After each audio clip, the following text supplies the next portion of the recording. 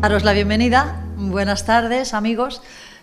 Casi todos los que estáis aquí sabéis a lo que habéis venido. Así que no os voy a presentar a Mario, no os voy a presentar de qué versa el libro, porque me consta que todos los que estáis aquí estáis interesados por el libro, porque habéis recibido una invitación o bien de la asociación, o bien de Mario, o mía, cuando hablo mía hablo de la biblioteca, pero me la considero mía, la biblioteca y yo somos todo uno, y habéis recibido una invitación y os hemos contado un poquito de la trayectoria vital de nuestra autora que hoy nos acompaña.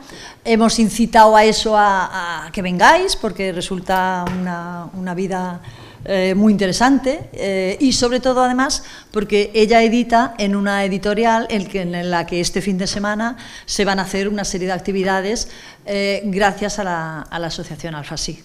Así que, bueno, yo no demoro más ya la invitación, la presentación, e invito a Mario Flores a que sí haga una presentación como es debido. ¿De acuerdo? Pues venga. Gracias a ti.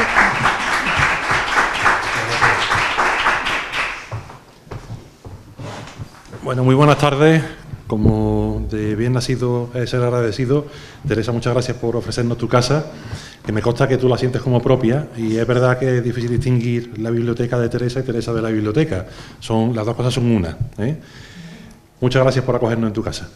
Y bienvenidos a todos los que habéis asistido hoy a esta tarde tan fantástica de lluvia, miércoles 6 de la tarde. Hay que tener valor para estar aquí, con lo cual hay que reconocerlo y decirlo de esa manera. Para mí es un placer hoy estar con Blanca, porque Blanca ha tenido la generosidad de plantarse en Lucena desde los Estados Unidos. O sea, ella llegó ayer, no sabía dónde estaba, cuando coincidimos en el hotel. Habían volado de Washington a Londres, Londres Madrid, Madrid Córdoba, Córdoba Lucena. Llegaron a Lucena y no sabían dónde estaban, ¿eh? Tenían que ubicarse. Ha hecho un larguísimo viaje para estar aquí con nosotros, tanto hoy como el próximo sábado. Ha venido con toda la familia, con su hermana, con su cuñada, con su marido, que han preferido visitar Lucena, porque ya han visto muchas veces a Blanca hablar de su libro, ¿eh? Y creo que tienen buen gusto, porque si el libro de Blanca merece la pena, visitar Lucena también es una actividad bastante, gratificante, ¿no? Blanca es una persona que ya conocería a través de su obra, y sobre todo ahora cuando ella hable sobre su libro y sobre su persona y sobre su trayectoria vital. Es una persona admirable, porque está hecha a sí misma desde unos lugares, digamos, poco privilegiados, desde unos lugares con bastantes dificultades de tipo social, pero también incluso lingüístico, ¿eh? Ella viene de la República Dominicana y su infancia la desarrolla en Nueva York, en el Upper West Side. Es justo donde se desarrolla el musical West Side Story, ¿eh? Ella coincidió en esa época, esa época de esas bandas que había en aquel barrio y bueno, todo aquel encanto de la decadencia, ¿no? Porque esa zona, a pesar de ser decadente, me consta que tenía, bueno, su encanto, ¿no? Y es verdad que vivir allí no era fácil, porque ella cuenta en diferentes foros que no había una red social de apoyo, ¿no? No había realmente lo que hoy sí existe en cuanto a ONG, asociaciones, comunidad. Ella fue una de las que forjaron, ella y su familia, cuando hablo de ella, hablo de su familia, lógicamente, los que forjaron esa comunidad latina de esa parte de Nueva York, que con el tiempo ha derivado en lo que es una potente comunidad, ahora sí, una potente comunidad latina. De hecho, hoy en Nueva York me consta que hablar inglés es casi anecdótico, puede hablar español casi en todo Nueva York, ¿no? Sí. Entonces, gran parte de culpa lo tiene, lógicamente, ella y gente como ella, que forjaron ese espíritu hispano en los Estados Unidos, ¿no? Hay más cosas interesantes de la vida de Blanca, aparte de lo que acabo de contar. Es una mujer hecha a sí misma, es una mujer que ha trabajado de alta ejecutiva en una gran empresa estadounidense, ahora está en otras tareas empresariales, pero ha partido de la nada, de una situación difícil, hasta llegar, como digo, a ser una alta ejecutiva y una gran profesional. De hecho, tiene publicado un libro que es una especie de guía para aquellas personas que quieran adentrarse en el mundo de la gran empresa, cómo tienen que hacer para ir escalando y para ir adquiriendo posiciones fuertes en empresas importantes, ¿no? Ese es uno de sus libros, y otro es el que nos presenta aquí hoy. Pero hay una última cuestión de la que quiero hacer mención, y tiene que ver con una cuestión que todos conocemos muy de cerca, como es el 11S. El 11 de septiembre, Blanca tenía que haber estado subida en el avión que se estrelló en el Pentágono. Ella volaba semanalmente en ese vuelo. De hecho, tenía el pasaje ya reservado, no sé si incluso hasta el asiento asignado, no lo sé, pero tenía el pasaje. Y ella tuvo un pálpito, tuvo un presentimiento de que las cosas no iban a ir bien con ese vuelo. Era como una sensación de que algo no iba bien, ¿no? Eso hizo que ella decidiera tomar como excusa, ahora no puede contar cuál fue la excusa, pergeñó una excusa para decir no puedo ir esta semana. Y ese lunes, fue martes, el 11S, fue martes. Ese martes no voló en ese avión que se estrelló en el Pentágono. Por tanto, podemos hablar en puridad de que ella es una sobreviviente del 11S. Y es una experiencia que además, en cierto modo, ha tenido que marcarla, ¿no? No sé de qué manera, pero ella seguramente nos lo va a contar y va a hablarnos sobre esa cuestión, ¿no? Y bueno, el libro que ella nos va a presentar aquí hoy, En busca de un mañana mejor, pues es un libro que narra la experiencia de migración desde Noceda del Valle, es una aldea gallega, 50 habitantes, ¿eran? Eso sí. Muy pequeña. Muy pequeña, sí, muy pequeña. Un poquito más de 50. Un poquito más de 50. Pero bueno, de ahí parte su abuelo, que recala en la República Dominicana, que después la familia viajan a Nueva York, donde se instalan y demás. Pero es la aventura blanca de un éxito. La aventura que desemboca finalmente en una gran conquista, ¿no? Y como decía antes, partiendo de la nada, se llega a las más grandes o a las más altas cotas, ¿no? Parece que el sueño americano, en cierto modo, existe, ¿no? Cuando uno tiene decisión, firmeza, fe y tesón, pues consigue sus objetivos, ¿no? Y creo que Blanca es un ejemplo de ello, de cómo esos 4 valores que he enumerado ahora mismo son valores instrumentales, son valores que nos van a servir para efectivamente pues alcanzar los objetivos que nos marquemos en la vida, ¿no? Pero para eso hay que creérselo, hay que ser constante, hay que ser firme, creer en uno mismo y finalmente alcanzar la meta, ¿no? Bueno, como yo no vengo a hablar de mi libro, sino que viene ella a hablar del suyo, va a ser mejor que le deje los micrófonos pero muy bien, lo hiciste muy bien, ya no me necesitan, ¿no? Antes de darle la palabra a Blanca, sí os voy a poner un vídeo que ha querido enviarnos Isabel para saludarnos y para saludar a su autora de la editorial Ángel Fortion, que como bien decía antes Teresa, va a tener el honor de celebrar aquí en Lucena la gala de entrega de premios literarios el próximo sábado. Estáis todos invitados a partir de las 8 de la tarde en el Palacio Irisana. Y bueno, ella está todavía en Barcelona y no ha podido estar aquí hoy, pero nos quería mandar, como digo, esta salutación. Hola a todos, soy Isabel Montes, editora fundadora de Angels Fortune Editions. Aunque sea de esta forma, a través de este pequeño vídeo, es para mí un placer poder acompañar a mi autora Blanca de la Rosa y que presente su novela que tanta ilusión me hizo editar en la tierra que vio crecer a mi padre. Blanca, como ya sabéis todos, viaja desde Estados Unidos para asistir a nuestra gala Premios Ángels Fortune de la Literatura, y he querido aprovechar, gracias a la amabilidad de la Biblioteca Municipal de Lucena y de Mario Flores, que está ejerciendo de mí en este momento, acompañándola. Quería disfrutar de este momento y quería que todos conocierais la historia que hay detrás de esta novela. Una historia que yo, cuando la tuve en mis manos, me sorprendió de ver cómo una persona de Estados Unidos, que ha hecho su carrera profesional brillantemente en una de las multinacionales más grandes que hay allí, tiene sus orígenes en una aldea pequeñita de Orense, en nuestro país. En busca de un mañana mejor es una novela que yo, cuando tuve la suerte de trabajar con Blanca de la Rosa y editarla, me di cuenta de que cuando uno se propone algo, solo tiene que echar adelante. Es un libro emblemático, es un libro que nos va a enseñar miles de cosas y es un libro que empieza justo en ese momento donde el mundo se paró, ese 11S con el ataque a las Torres Gemelas, y en el pensamiento de que Blanca tuvo en ese momento. Yo podía haber estado en uno de esos aviones. El destino quiso que, afortunadamente, ella fuera una de los supervivientes. Bendita sea la hora, Blanca, que no subiste a ese avión, porque he conocido una persona maravillosa. Estoy feliz de que confiaras en mi proyecto, de que me permitieras editar tus 2 novelas que son maravillosas, tus obras, y que estés acompañándonos en este fin de semana en nuestra gala Premios Àngels Fortuny. Desde aquí, desde Barcelona, enviaros un abrazo muy fuerte a ti, a los tuyos, a Mario y a todos los asistentes a esta presentación. Y nada, en breve estoy ahí en Lucena, o sea que el viernes por la tarde ya estoy en la Plaza Nueva. Que disfrutéis y adelante con esta maravillosa presentación. Gracias Blanca y gracias Mario. Un saludo a todos.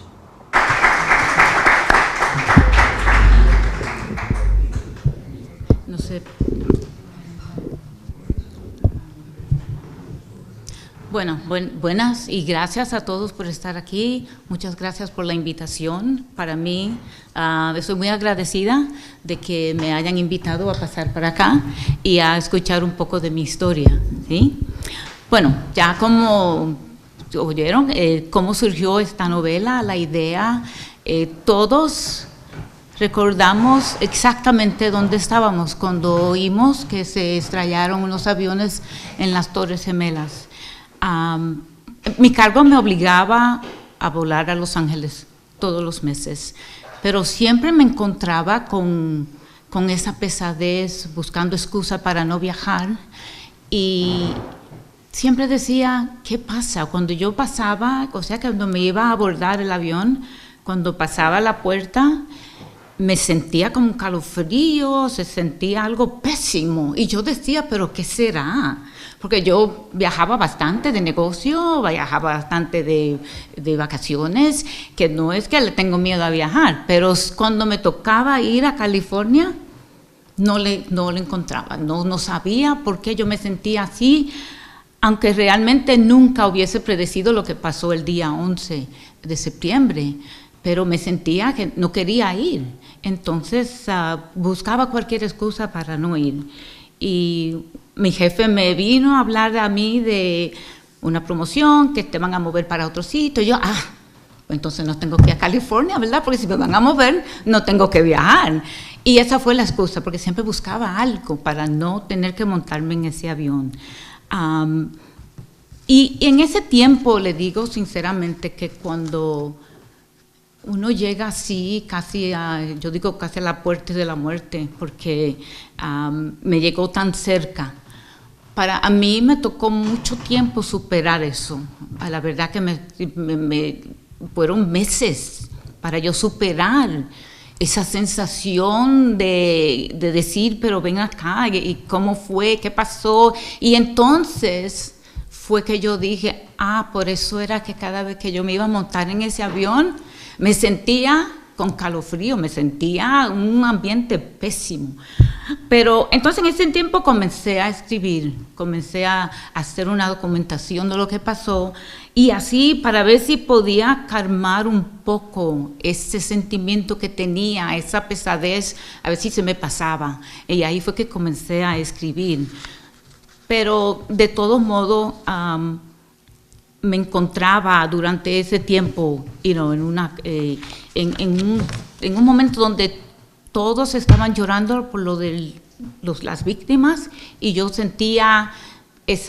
me sentía perdida, sinceramente. No sé ni cómo explicarles cómo era que me sentía, porque una sensación que no se la deseo a nadie, porque para mí fue muy difícil, y puedo hablar de eso ahora, pero fue un momento que realmente era irreal, no pensaba, porque yo decía, pero estos sentimientos que tengo, los sentimientos y esta pesadez, y desde que pasó eso, más nunca me sentí así, pasó y ya. Bueno, ¿qué van a encontrar en mi novela? Aparte de lo del 7-11, sí hablo, del 9-11, sí yo hablo de eso en la novela. Hago un relato bastante largo de lo que yo me sentía en ese momento, pero aparte de eso, ¿qué van a encontrar?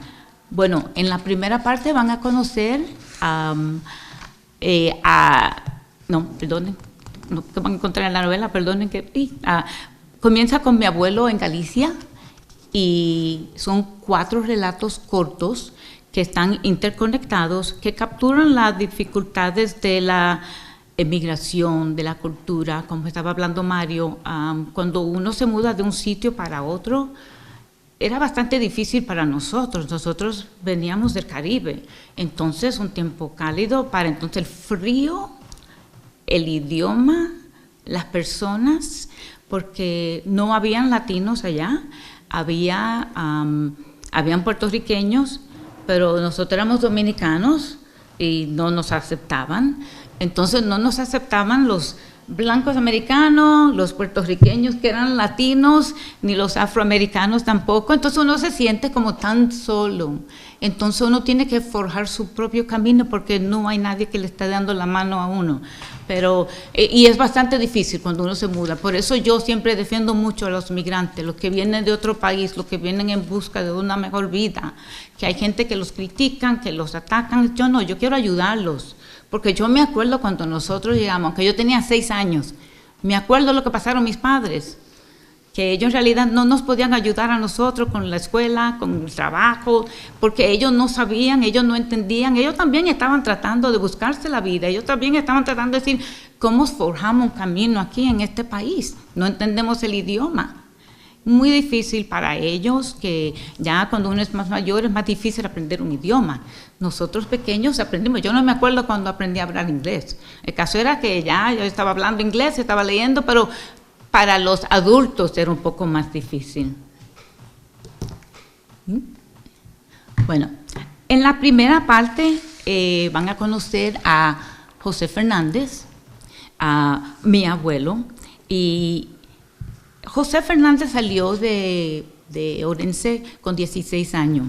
Salió apresuradamente porque no quería ir a la milicia, que era obligatoria en ese tiempo, tenían que ir, su hermano se había ido y él vio lo que pasó a su hermano y no quería pasar por eso.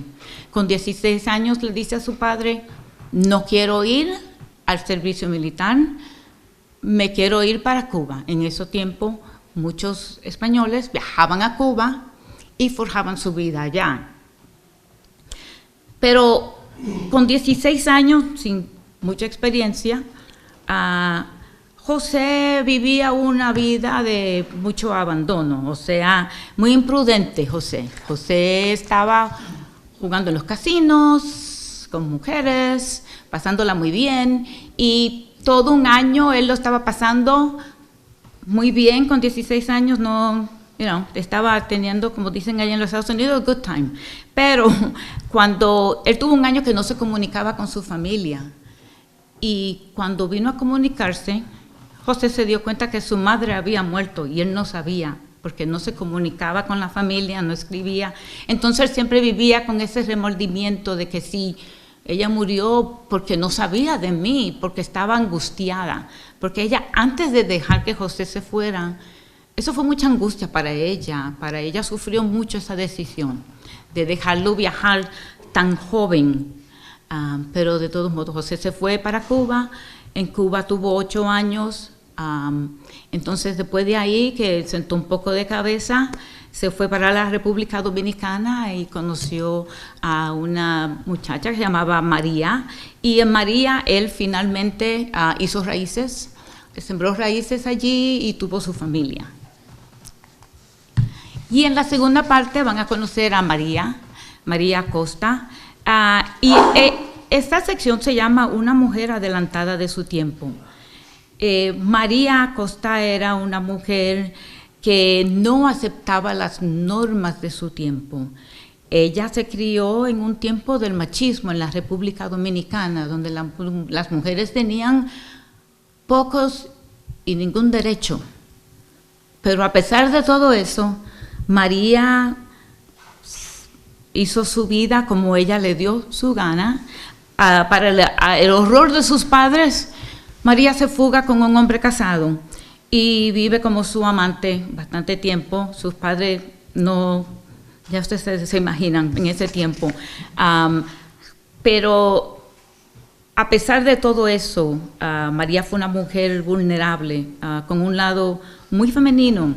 Era una mujer de voluntad, segura de sí misma, desafiante con sus normas y con la sociedad. Una mujer que realmente estaba adelantada de su tiempo. Ella Ella era una mujer que le gustaba bailar, fumar, hacía su vida como ella quería, tenía su negocio propio en ese tiempo donde las mujeres no tenían derecho, pero fue la muerte de sus hijos que la redujo a una víctima de la vida, le mató el entusiasmo y ese fuego interior que ella tenía para vivir y hacer las cosas y la convirtió en meras brasas.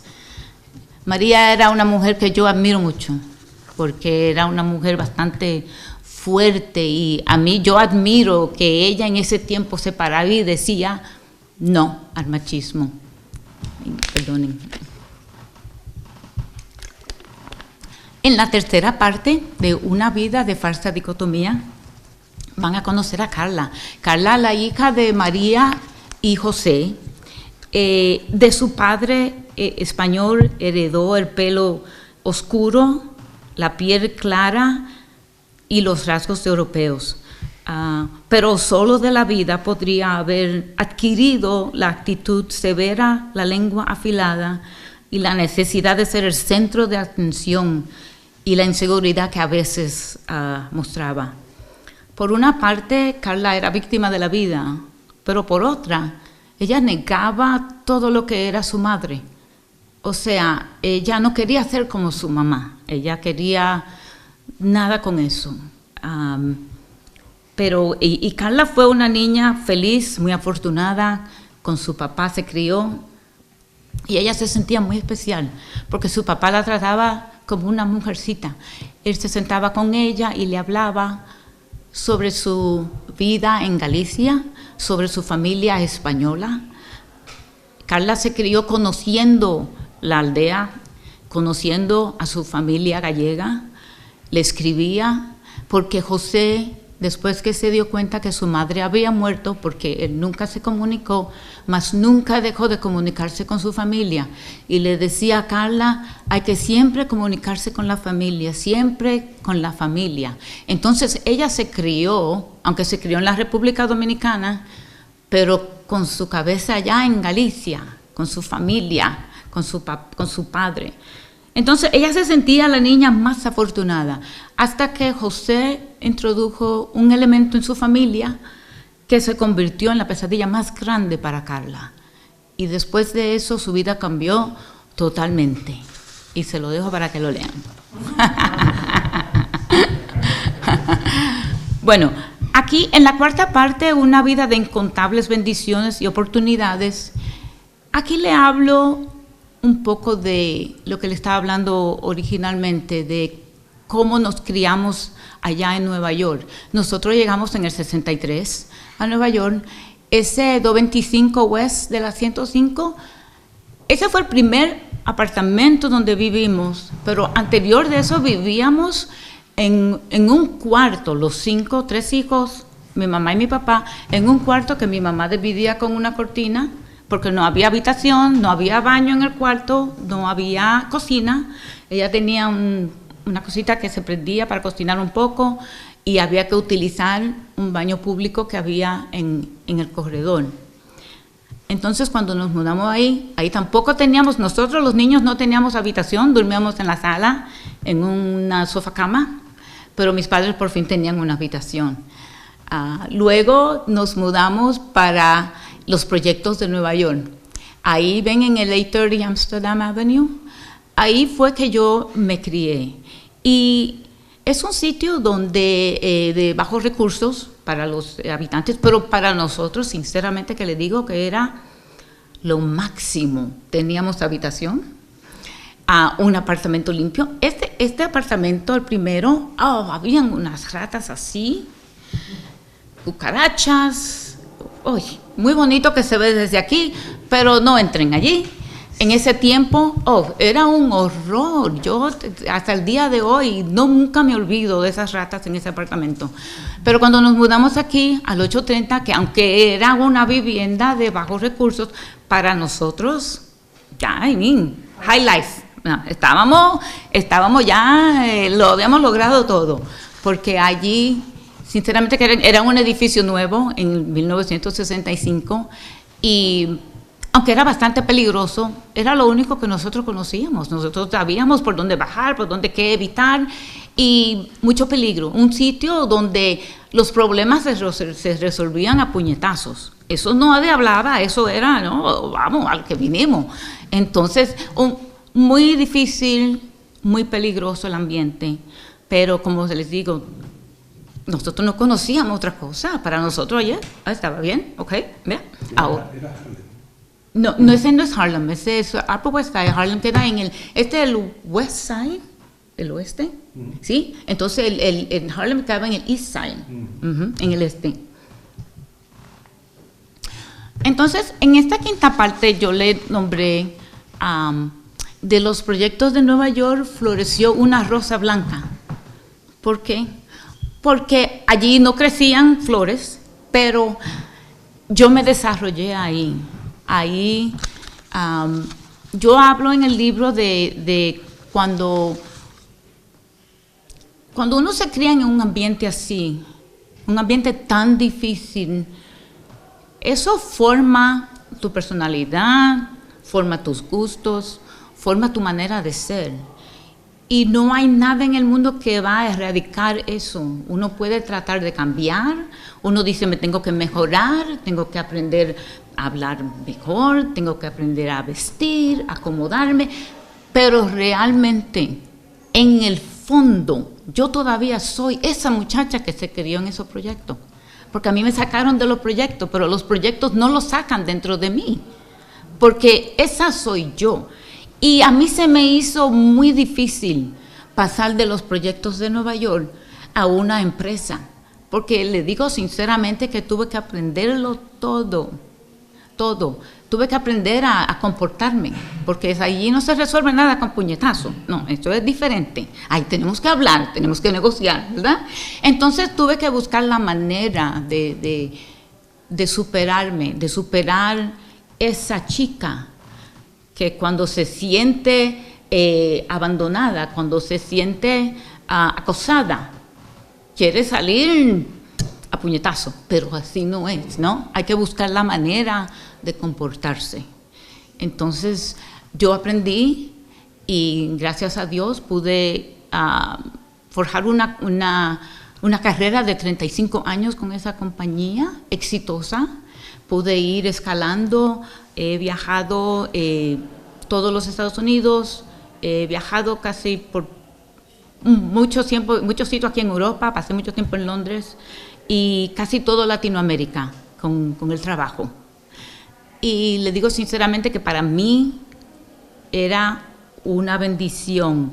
Para mí, si alguien me hubiese dicho a mí que mi vida se iba a desarrollar como se desarrolló, yo viviendo en los proyectos, nunca me lo hubiera creído. Si alguien me lo dice, y tampoco me lo hubiese soñado, más nunca en la vida.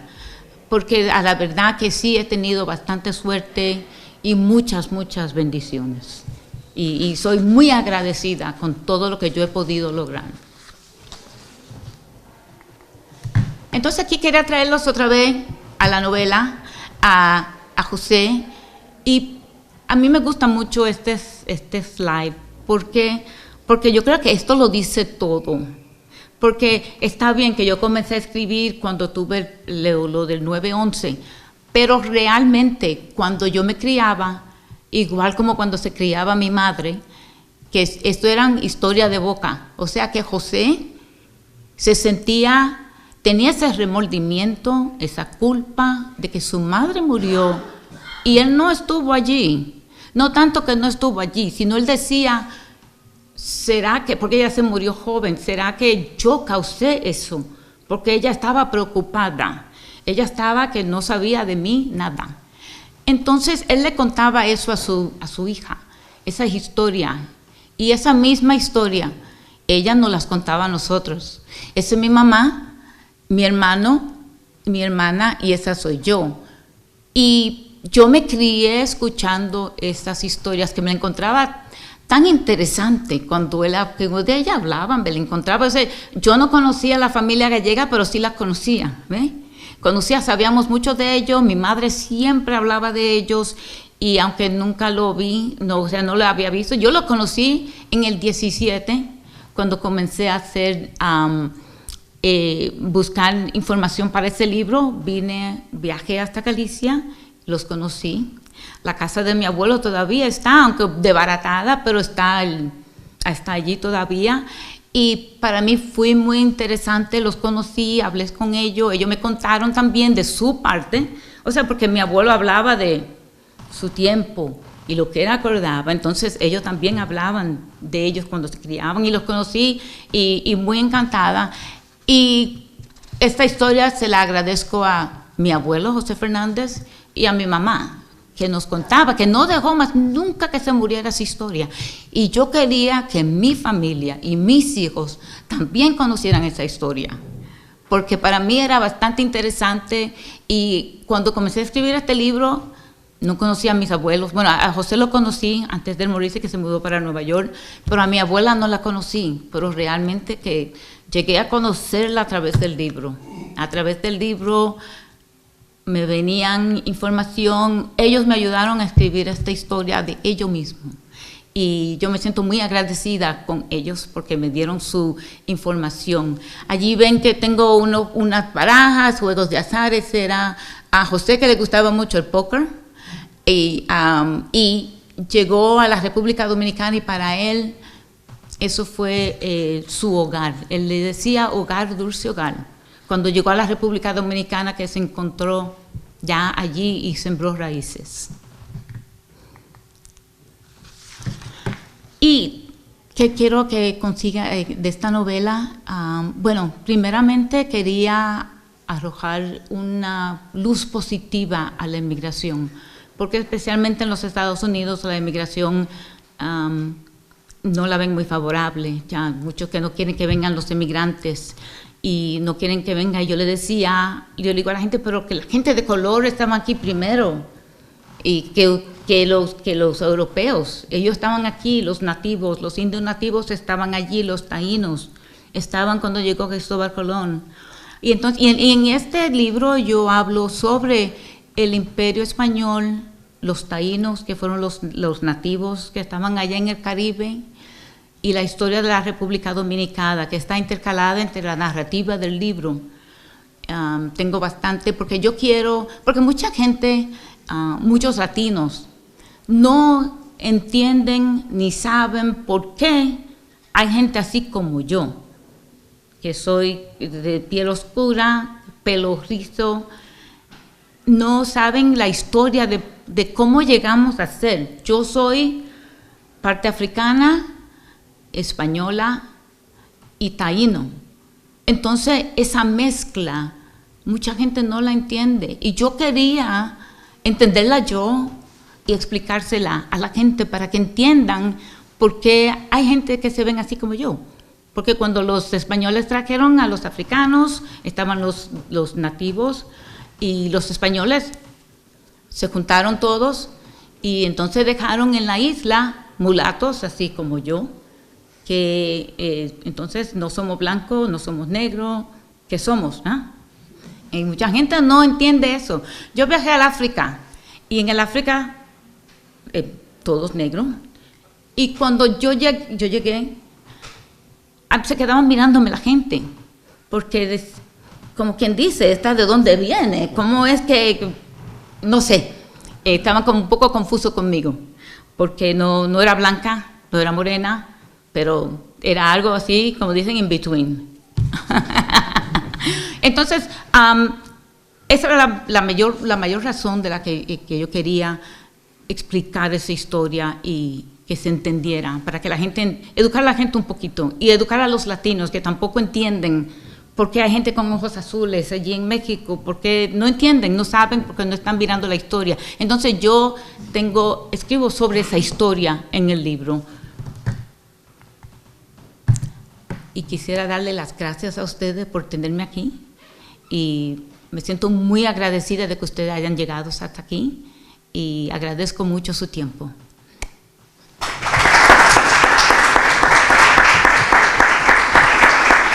Gracias.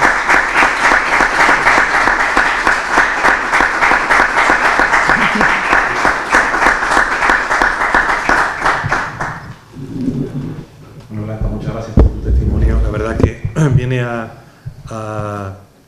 lo que yo decía antes, ¿no? La importancia que tiene creer en uno mismo para conseguir los fines. Y hay una idea que, según tú estabas hablando del tema de la inmigración y mezcla de cultura, mezcla de etnia y demás, hay una idea que yo creo que hay que recuperar por encima de todo, es el concepto de persona. Sí. Por ejemplo, hablamos de latino, de negro, blanco, chino, hombres, mujeres y demás seres viandantes. Yo creo que por encima de todo esto está el concepto de persona. Todos somos personas con independencia de la condición que tengamos, racial, social, cultural o lo que quiera que sea, ¿no? Quería un poco dejar eso ahí. Creo que tenemos tiempo para, si queréis preguntar algo, hacer alguna reflexión en voz alta o no sé, me parece que ha sido muy interesante lo que ha contado Blanca. Ahora, ¿cuándo? Yo no te quise interrumpir antes y cuando nos estabas hablando del 11S, no sé si he querido entender o interpretado, quizá también a lo mejor por las muchas novelas y muchos testimonios que leo, que tú te sentiste en cierta manera algo culpable, por supuesto muy satisfecha por haber salvado tu vida, pero algo culpable como por ejemplo se pueden sentir los sobrevivientes del Holocausto, en el sentido de ¿por qué tuve la suerte de salvarme? Los sobrevivientes del Holocausto realmente sufren esa amargura y la arrastran en el sentido de ¿por qué tuve esa suerte? Yo, aunque no merecía morir, pero mis compañeros de raza en este caso murieron, ¿por qué tuve yo esta suerte? ¿Te sentiste culpable? O me lo ha parecido a mí interpretar, Bueno, no necesariamente culpable, por la razón de que yo no conocía a nadie personalmente que murió ese día. O sea, en la compañía completa, que miles, yo era la única que estaba programada para viajar ese día. Y no conocía a otra persona, porque ellos hicieron un recurso y miraron a ver quién estaba, y yo era la única que estaba para viajar ese día en ese vuelo. Sí, pero me refiero como el sentimiento que tú... Es que me ha parecido, cuando lo estabas contando, me ha parecido verte que te sentías mal, que te sentías mal, y es que te sentiste mal por sobrevivir, en el sentido de la... Bueno, no sé si, puede ser que sea mal, no sé cómo explicarlo, porque era como que yo no creía que yo lo que me sentía era que como no creía los presentimientos, porque muchas veces nosotros tenemos presentimientos, pero pocas veces le hacemos caso a los presentimientos. Uno dice, ¿qué es esto? ¿Qué es esto? Pero yo le hice caso.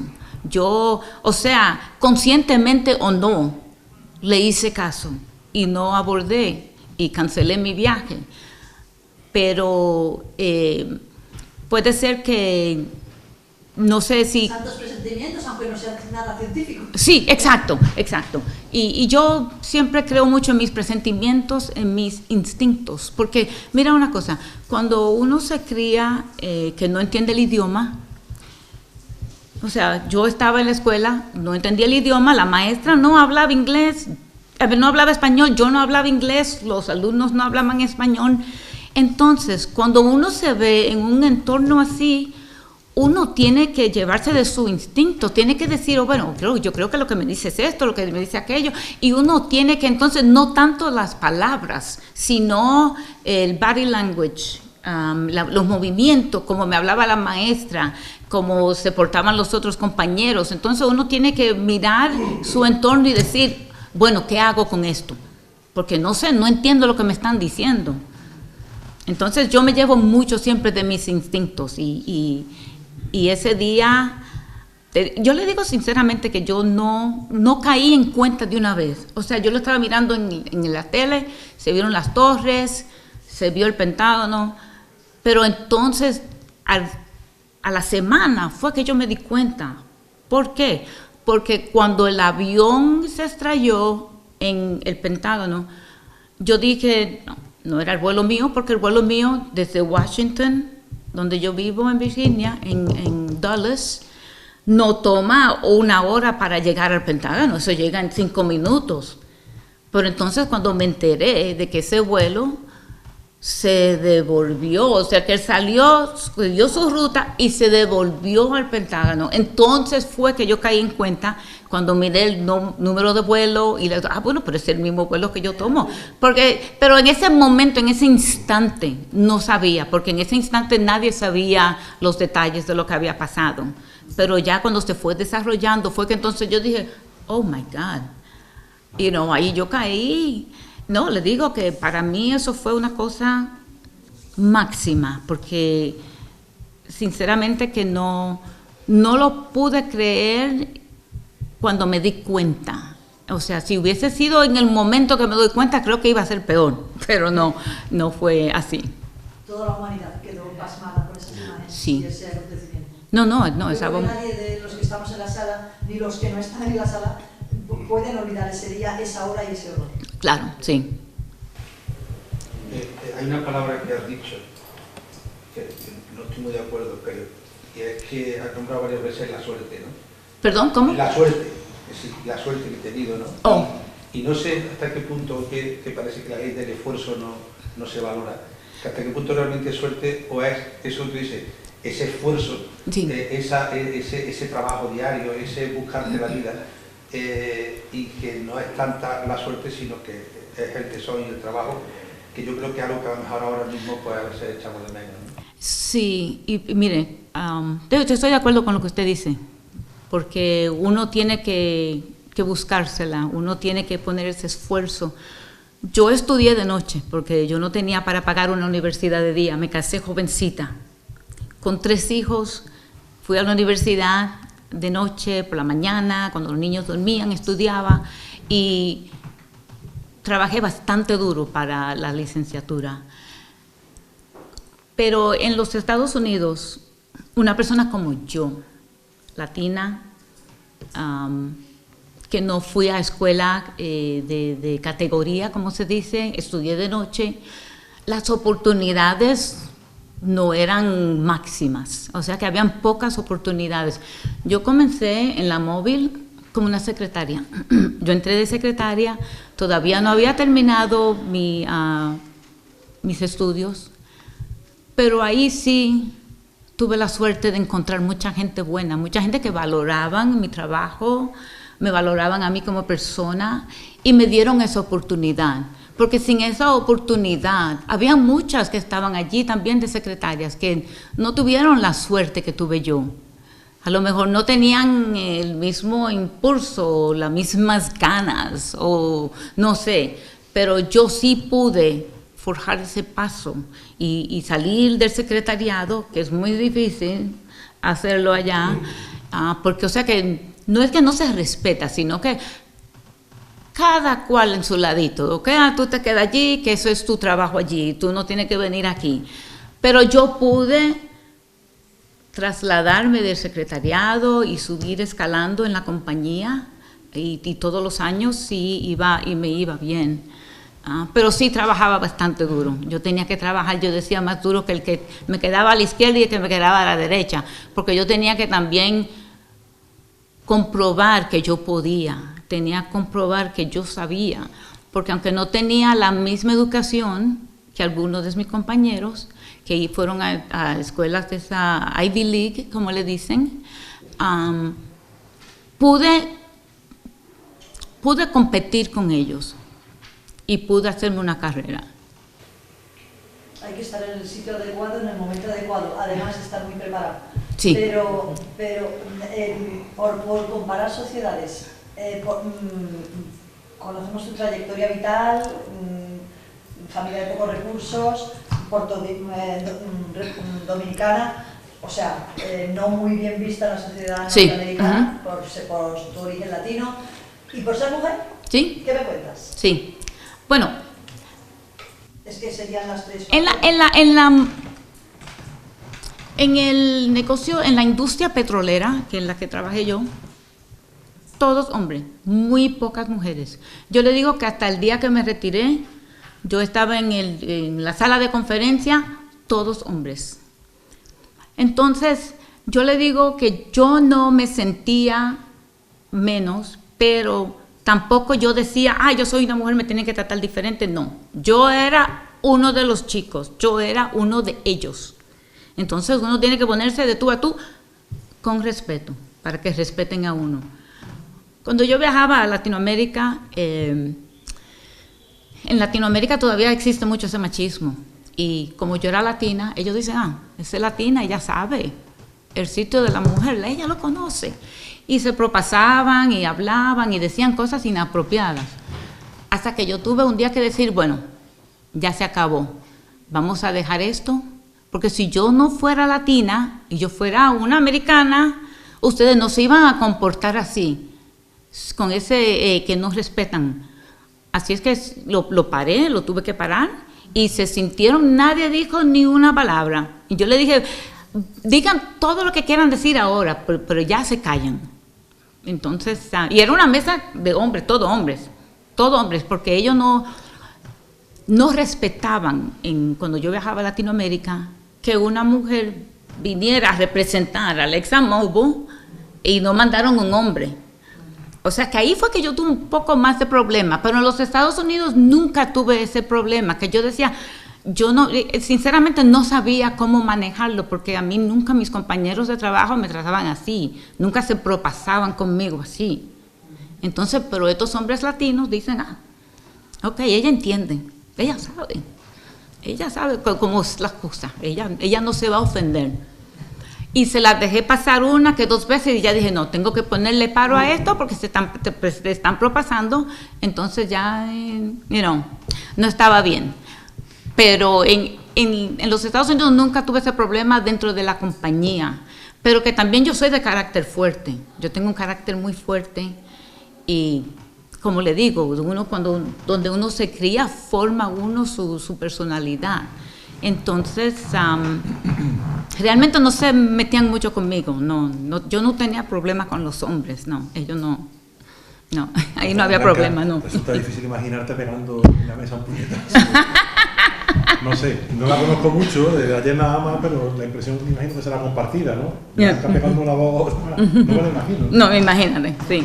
Este libro, A Holistic Approach to Your Career, ese libro yo lo utilicé para explicar un poco cómo uno debe de comportarse en una compañía tal, qué se debe de hacer, no se debe de hacer, porque yo realmente todo lo que aprendí fue con mi propio esfuerzo, porque no había quien te ayudara. Era un sitio muy competitivo. Todos los hombres estaban compitiendo, todo el mundo está compitiendo para esa otra promoción, todo el mundo está en esa competencia. Y muy poca gente te van a ayudar. Habían pocas mujeres en ese tiempo, ahora hay mucho más. Entonces yo quería ayudar a la generación nueva que entraba a la compañía, ayudarles a que ellos entendieran cómo navegar ese entorno, que es un poco difícil. Donde quiera que uno vaya, hay reglas, hay principios, hay que saberse comportar. Aquí ustedes tienen sus reglas y tienen una manera. Allí también hay otra manera. Que entonces, ¿cómo aprendemos a navegar este sistema? Porque muchos muchachos llegan de la universidad, universidades buenas, que sus padres pagaron bastante dinero, pero cuando llegan al entorno profesional no saben comportarse, no saben cómo navegar, no saben qué tengo que hacer. Muchos no tienen ese instinto.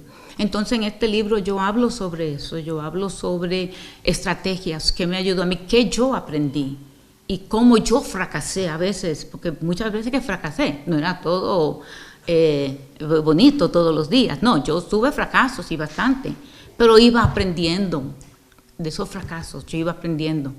Entonces eso que aprendí a puñetazos, yo quería compartirlo con la nueva generación. Entonces yo hago charlas, hago lo que le llaman workshops, no sé cómo le dicen aquí, para los jóvenes, lo que se sienten estancados en su carrera. Entonces yo le hago para que desarrollen un mapa, un plan, porque siempre hay que tener un plan A y un plan B. Hay que siempre tener un plan, a ver cómo vamos a navegar, cómo nos vamos a mover. Entonces yo hablo sobre eso y cómo hacerlo. Lo lástima que no está en español, solo en inglés. Ya. ¿Cómo? Para mí va a ser imposible. Ya. No sé vosotros. Y de estas charlas que das o que tienes, ¿hay alguna en YouTube o tienes Bueno, a nivel online de alguna manera? Sí, Isabel la tiene. Este libro viene también con una charla. Y Isabel la tiene en su escuela virtual. Eso es, Sí, a nivel sí. online, se podía acceder, todas las charlas que das son en inglés, sin traducción o vienen traducidas. Todas en inglés, sí. En mi website tengo algunas que he hecho, pero todas en inglés. En el website mío yo lo tengo. Y Isabel también tiene esta que se llama Empower Yourself for an Amazing Career. Y viene con el libro. O sea que cuando se compra el libro, cuando uno lo compra a través de Isabel, puede comprar también el workshop que viene con el libro. Pero está en la sala virtual de la escuela. De escuela de Isabel. ¿Pero en inglés? En inglés, solo, sí. Sorry. Sí. Hay que ponerse a aprender inglés. Ya tenemos tarea. Bueno, ¿Alguna cuestión más? Yo tengo una cosilla nada más, indagar un poco lo que ha dicho Mario, de respeto a toda la raza, negro, mulato, latino, americano, tal, ¿no? Y lo que ha dicho Teresa de hombres y mujeres, el respeto es fundamental. Pero yo creo que indago, pongo dos ejemplos nada más. Dios nos ha hecho a la altura, todos a la altura, digamos, para mirarnos a los ojos. Nadie mide 3 metros y medio para mirar de arriba hacia abajo a nadie. O sea que todos nos miramos al frente y a la cara. Y la mayor peana que puede tener un hombre son las suelas de sus zapatos. O sea que yo creo que en el trato de todas las personas, nosotros aquí Lucena, lo que debe de predominar es el respeto hacia la persona, en el sentido de que todos somos seres humanos y eso merece el respeto total, y ya sea hombre, mujer, negro, mulato, y que no se nos olvide eso, que tenemos todos la misma altura de los ojos, y en ese sentido pues todos nos miramos a los ojos con respeto. sí, pero mira una cosa que le voy a decir, que le quiero mostrar algo.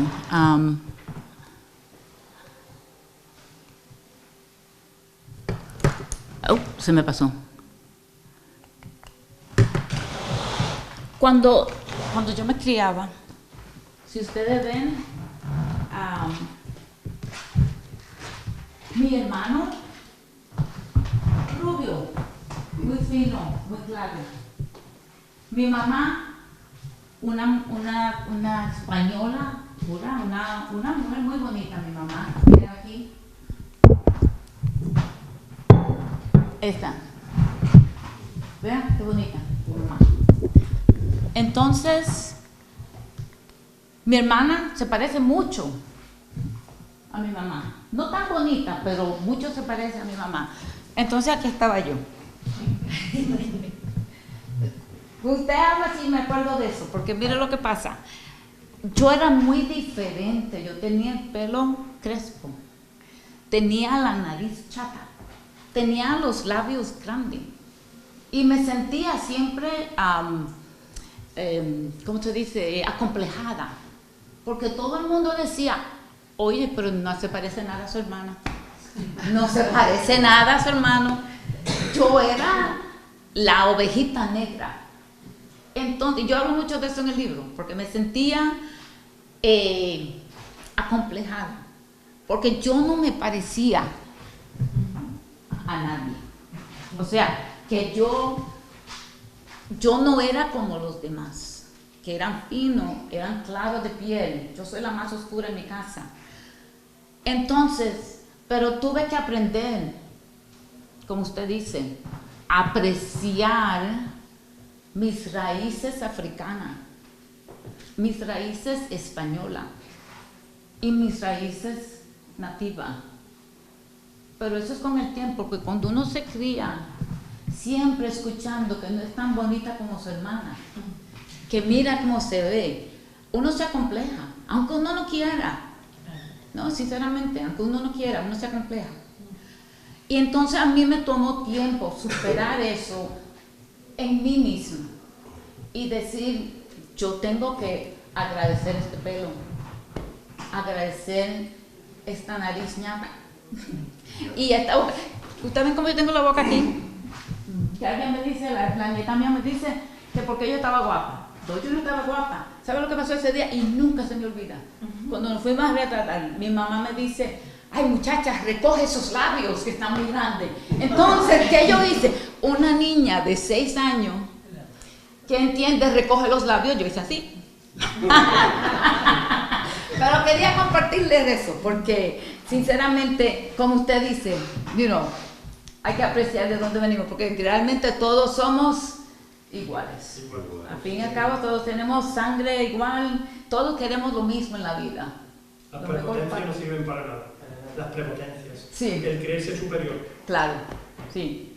Bueno, y con eso le agradezco mucho.